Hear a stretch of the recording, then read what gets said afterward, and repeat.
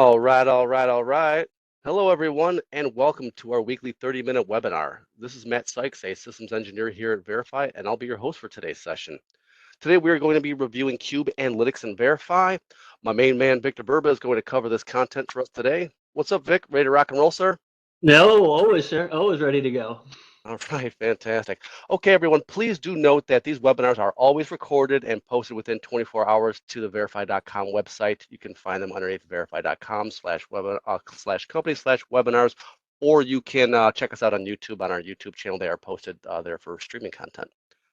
Okay, first we're going to start off with a quick overview of our company and what we do. Then we'll jump into a live demo where Victor will guide us through isolating inbound and outbound call traffic from the Cube router perspective. Then we'll pause for Q&A we'll pause for question and answers. During the demo, if you have any questions, make sure to ask them in the Q&A panel in the bottom right corner of the screen. That way I can see them and handle them and present them during the Q&A section. After Q&A, we will reward one lucky attendee with a $50 Amazon gift card. So hang around and see if you have won. All right, a quick overview of Variphy. Variphy is the preferred analytics and management solution for UC collaboration, deployable either in an on-premise facet or in our hosted cloud solution. We provide industry-leading call reporting and analytics, as well as customizable dashboard and widgets, contact center express reporting, remote phone control, change management, Cube CDR, and our latest additions, Zoom and WebEx call analytics reporting. If you have any questions on any of our other features, please contact us at support@variphy.com or just simply reach out to your account manager to get anything addressed for you. Okay, one more thing before we kick things off here. For an additional fee, Variphy does offer an enhanced consulting service to our customers. Variphy's system engineer team engages with you on a one-on-one basis to remotely provide additional consulting, report building, dashboard configs, and system monitoring assistance. This service provides you with a dedicated Variphy SE to kind of do all that heavy lifting for you, giving you kind of a stress-free, hands-off experience. For more information, please contact us or your account manager, excuse me, and we'll be happy and glad to speak with you more in depth on that pricing in terms of service. All right, let's go into the wild. I'm going to hand things off to Victor now. So everyone, please do remember, if you have any questions on any of this content, please feel free to chat me in the Q&A panel, not done with the Q&A panel, and then we'll address those once we get done with the show. Looks like Victor's already wrangled control from me. So I did. I stole control from you, Matt, right off the bat. Victor, take it away. All right, thank you, Matt. Thank you guys for joining us today. Again, my name's Victor. Matt, thank you for the introduction.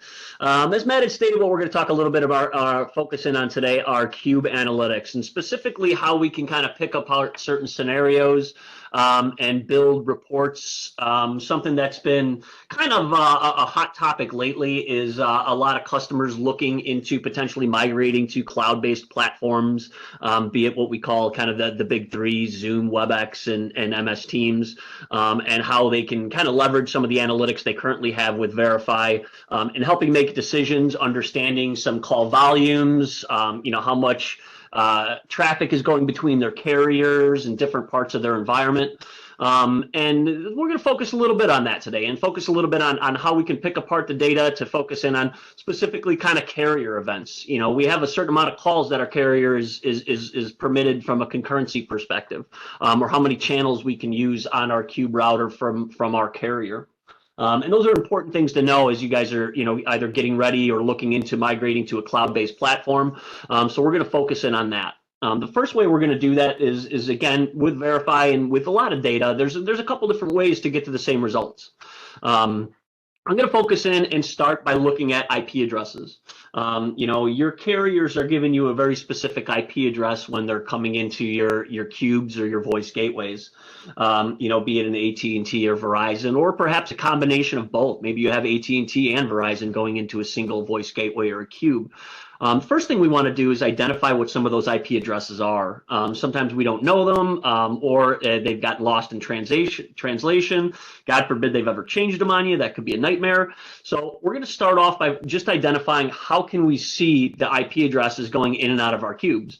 And there's a lot of IP addresses. So this is a little bit of kind of looking through the data and just understanding some of the ranges that you have within your organization. The first thing I'm going to do is I'm just going to come into the history search screen, and I'm going to pop in a capital X here, and I'm just going to do an ends with. If you're familiar with our system, capital X's are wildcards. So I'm basically just saying, show me every call I have, because it's going to have a calling party number. I'm not getting picky. I'm not looking at abandonment rates or dropped call rates. I really just want to get total volume. First thing this is going to do, this is going to bring up all of the details for pretty much all of the calls I have for the current day.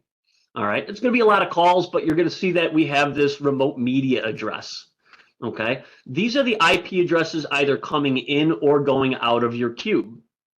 All right, now you're going to notice that the first thing that we do, and when we first start off in Variphy, initially we have sequence-based analytics on. So what does that mean? That means what we're going to go ahead and show you is the sequence of the call. Cube calls are made up of at least 2 events. There is an inbound event, in other words, the call coming into the cube, and then there's what the cube is doing with it, where it's sending that call. All right, the cube is basically routing your calls in and then back out to wherever part of your organization or out to your carrier, based on your dial peer rules. All right, so when we're looking at sequences, what we see here are the sequences of every call in our organization. We have what's called an answer event. All right. Under the H323 call origin here, these help us identify which way a call event, which is each one of these in a sequence, is being managed. The easiest way, like I like to explain this with customers, is the answer event I always refer to as that is the cube answering the call. So that is the call coming either into the cube from your carrier or into the cube from your call manager or CCE or whatever your infrastructure has. But that is basically the first event taking place of a call. The originate event is the next event. That's where the call is going to. And even if we look at this example, we can see that the answer event, again, the call originating in my cube, is coming from this number, attempting to go to this number, and it's coming from my .22 IP address. And in my case, .22, it represents my Cisco call manager IP address range. Now, this call may not be the best example because the call failed here and it didn't complete and we have 0 duration anyway. But even if we look at the second one down here, I can see that this call is coming in, and I know it's coming in because that's the answer event from, again, my call manager. And then the originate event is where the call is going to. And in that case, it is going out to the 160 IP address range, and 160 is one of my carriers in this particular cube. So it's important to understand the call flow and what we call events in a cube. Much like we have cradle to grave in call manager analytics where we can piece all the different hops, we have similar situations in cube where we have to look at both events. So what we do by default is we sequence those, and we will show you both of the sequences or events based on what you're searching for. Now, in this case, I did a very stupid search. I don't recommend this for everybody. I don't recommend this for a month, that's for sure. You're going to see a whole lot of rows that you don't really need. In this case, I have 15,000 rows. Now, what I want to do here is, one, I don't want to have to go through 15,000 calls and try to pick out which IPs are my carriers. Now, we got lucky and I saw a .160 right up at the top. I know that is one of my carriers, but I'm going to show you a quick way to kind of whittle some of this down, make it so we don't have to look through 15,000 rows. So first thing I'm going to do is I'm going to export my results. This is going to bring us into our report building screen where we have the option to show this in sequences or events. Now, because I am looking at all calls and I want to see both of the events, the inbound event and the outbound event, I'm going to leave this as sequence reporting. Although, like I said, the search that I'm doing here is a very dumb search. It's not focused in on very particular call data or IP addresses. So really, in my case, a sequence and event would be the same thing because I'm essentially saying bring me back all records. But for this case, we're going to go ahead and keep things as sequences. Now, I'm not interested in search sets. I don't care about the statistics. I don't need to see the total volume of calls. I'm really just trying to weed through my IP addresses and figure out what my carrier IP addresses are. I don't want call detail, so I'm going to toggle that off because in all honesty, I don't want to look through 15,000 calls. I want to get this summarized a little bit more.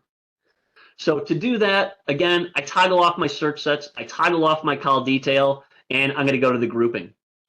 Grouping, as you know, in our system gives us the ability to summarize data that we're searching for. So I am searching for all calls. What do I want to see? I want to see the IP addresses of all those calls. I want to sort those by the name. The reason I want to sort these by the name is because they're going to start grouping my IPs together in big, long ranges. And I'm not interested in duration or volume or any of these other cool bells and whistles right now. I really just need to get a total count of all of my remote media addresses or my IP addresses.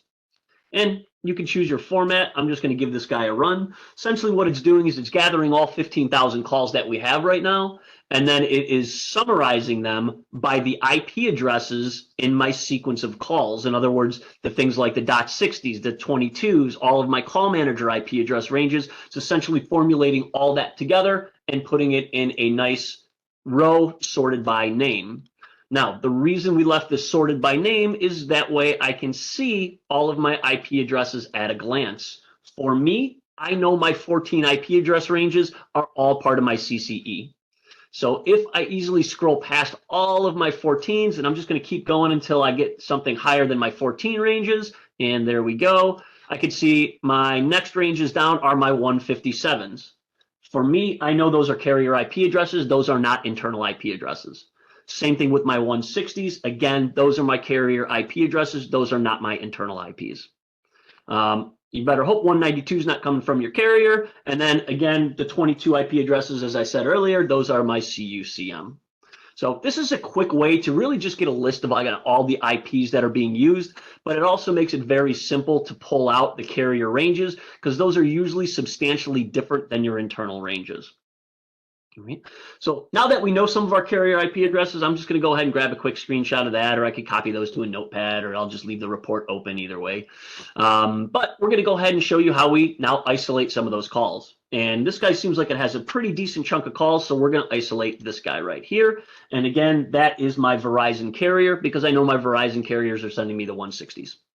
I also know that is not part of my internal ranges. All right. So now that we've isolated one thing to go ahead and focus in on, let's pop back over to Variphy, and we're going to talk a little bit more about sequencing and event-based reporting. So my IP address I have, and if I go ahead and pull down my drop-down menu, you can see exactly what I want to search for, and that is the remote media address.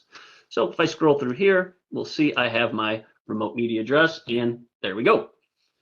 Now what I'm doing is I'm just basically bringing back, instead of all 15,000 calls, 2,581 calls that just involved my carrier, and in this case, my Verizon carrier. So very easily, I've isolated all the calls to my carrier. All right. Now, what we are looking at is the entire sequence of the call. So I see these calls right here. I see the IP addresses. If we take a look at what's going on, we can see that this is the answer event. So this is the one coming into my cube. The cube is answering this call, and it's coming from my call manager. The next event is the originate event, and that is going back out to my 160, which is what I searched for. And so that is a call being outbound from my CUCM to my Verizon carrier. This is the entire sequence of a call.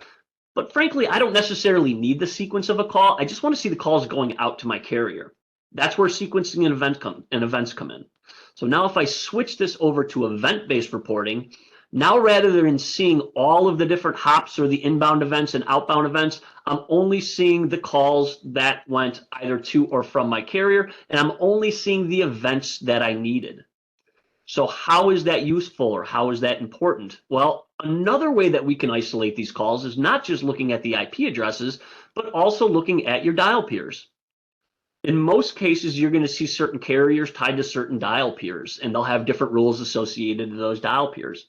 I'm not just limited to look at remote media address. I can also look at the dial peer. Now, if I did sequence-based analytics, I'm going to see multiple dial peers in here because I have dial peers coming from my call manager, and I have dial peers coming from my carrier. In this case, I just want to focus on the carrier dial peers, and let's see how my call manager, or I'm sorry, my cube is configured from a dial peer perspective. In other words, what events can hit my carrier and what dial peers are associated to those.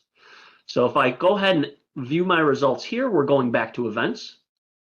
If I export these, again, I don't need all the bells and whistles right now. We're just doing some isolation. And I'm going to change my grouping to dial peer. And now if I run that report, this is basically going to give me just a list of the dial peers that my carrier can use. In this case, specifically, my Verizon carrier associated that IP address. And I can see that it uses just the 200, 201, 300, and 600. Now, if I look at something like that from a sequence perspective, we're going to get different results. The reason being is now we're telling the system we want to see the whole sequence of events, and that's going to include the originate legs. So if I export these results again, it's already switched to sequences because I'm in the call history, and that just carries over. What we're going to see here are some different ranges of peer IDs because now we're saying show us all of the ranges. So the difference between isolating based on events and sequencing comes down to what you want to see. You'll notice I have 100 and 101 in here. Why? Because I'm looking at the entire sequence of the call, which is 101 and 200. When I just want to see those peer IDs associated to my media address, all I have to do is say, hey, you know what? I only need to see that row, filter that down to just the events. And now that's going to help me isolate just the peer IDs that are using my carrier IP address. All right, so that's one way of being able to filter this down. So now let's go ahead and get back to what we were talking about before, and that is understanding some of the capacity that is being used by your carriers. Now, when we first ran our report, we saw that my Verizon carrier here has several different IP addresses. All right, it's got 160, 103, 128. If I go back to that report, let me see if I can find that. There we go. I've got 160, 103, 128, 128, 420, and then I've got a 78, 420. I can easily add all of these IP addresses into my report, or I can just use a wildcard pattern and put these in. So now what I'm going to do instead of equals, I'm just going to go ahead and say ends with or starts with. And I'm still using event-based reporting. Now we jump up to 2,701 calls, and this is essentially all of the pipes coming into my Cisco Cube from my Verizon carrier, and I know that because I've isolated it down to the IP address being provided by my Verizon carrier. All right. So the other thing is now that we've isolated all these calls, that's great. Now we can see the total volume of calls coming in or out of my carrier. Let's say, hey, we only want to see the inbound calls. You know, what is the total number of calls coming in from my carrier? Easy enough. We're going to take a look at our data and talk a little bit about data isolation. And one of the first fields I talked about was that H323 call origin and how we identify whether a call is coming in or going out. If we remember, anything that is coming into my cube is going to have an answer event. That is the cube answering the call. I find that the easiest way to kind of remember that. Anything leaving my cube, the event is going to be originate. That means the call is going out of my cube. All right. So we can also use those H2323 call origins as filters. Let's say I wanted to say, hey, how many calls came in from my carrier today? Well, we know in is answered. So now we've just isolated that to only 32 calls came in from my carrier today using route ID or dial peer 300. If I want to see how many calls are going out, I can change that to originate and see all of those calls going out of my cube to my carrier. All right. Again, all this comes down to the best way for us to be able to filter to pull out the metrics that we're looking for. We just covered an easy way to show all inbound calls from my carrier by using the H323 call origin of answer. And we can see all the calls going out to my carrier by using the H323 filter of originate. But when we start to talk about capacity, when we start to talk about what's actually being used, I'm getting maybe ready to migrate to a cloud environment, or I just need to know what my capacity is from my cube's perspective or my voice gateway's perspective or from my carrier's perspective. So to do that is pretty simple. What we're going to do here is we don't want to focus in on just inbound or outbound. We need both. When we're talking about capacity, we need to see everything coming in and coming out. So we're going to keep our filter the same, but we're going to keep our remote media address filter the same, but we're going to go ahead and remove our inbound outbound identifier. This brings us back to where we were, now showing all calls going in and out of my particular carrier. And if we want to see capacity, easy enough. We're going to go ahead and click Export Results. We're going to keep this at event-based reporting, although sequence-based reporting will not harm you in this case. Event is a much easier query.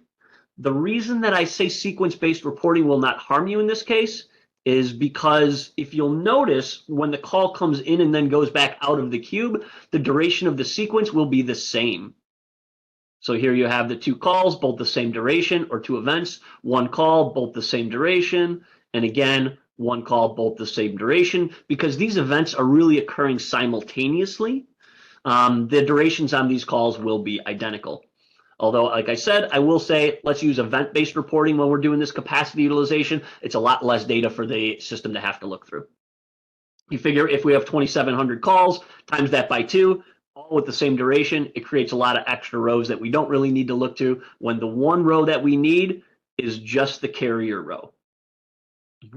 So now I'm going to go ahead and continue. We're going to use event-based reporting. We could just save, maybe we want to save this report for the future. I'll call it Verizon capacity. We'll call it Verizon carrier capacity.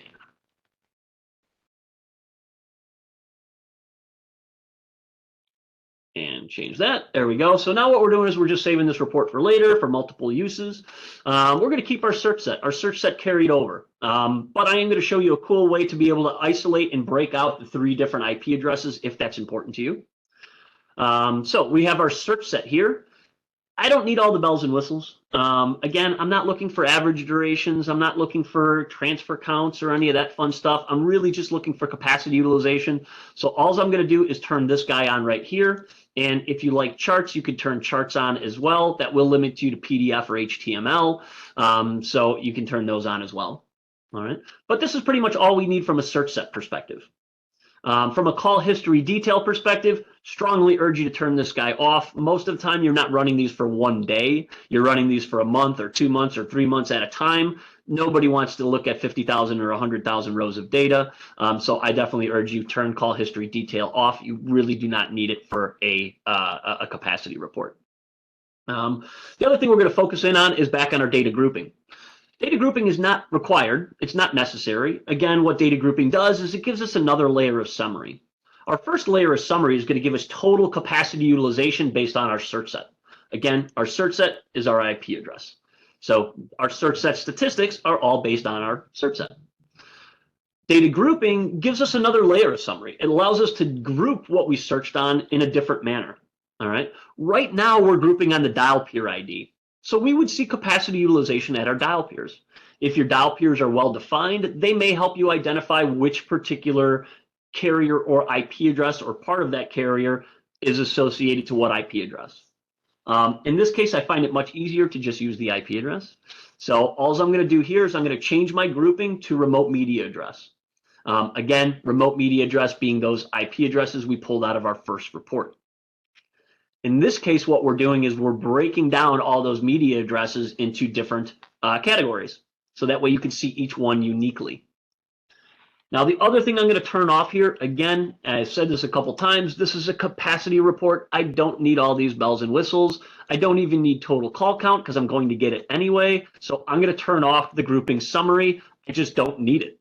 But what I am going to turn on is the capacity utilization.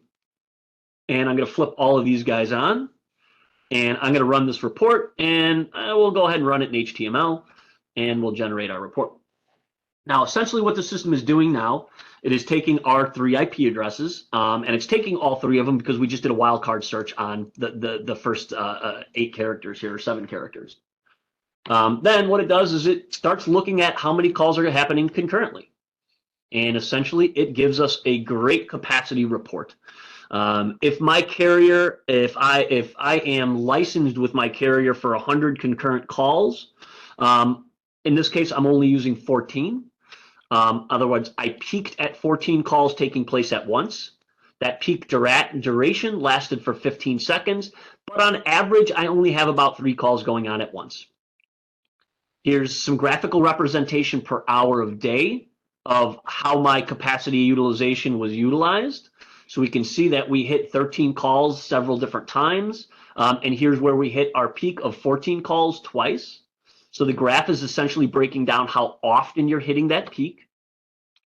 And then essentially what we do here is we also tell you from a percent perspective how often you're hitting that peak or how often you're using your channels. Essentially what we have here on the left is the number of concurrent calls taking place. One call is about 8% of my time window that I ran this report. We saw 13 get hit a couple times, but from the time window, my time window being 1 24-hour day, that's only 7% of our available capacity, or 7% of the time that we had 13 calls going on at once. So this is an extremely helpful window because it does allow you not just to see how often you hit your peak, but how much of the day you're actually utilizing that peak.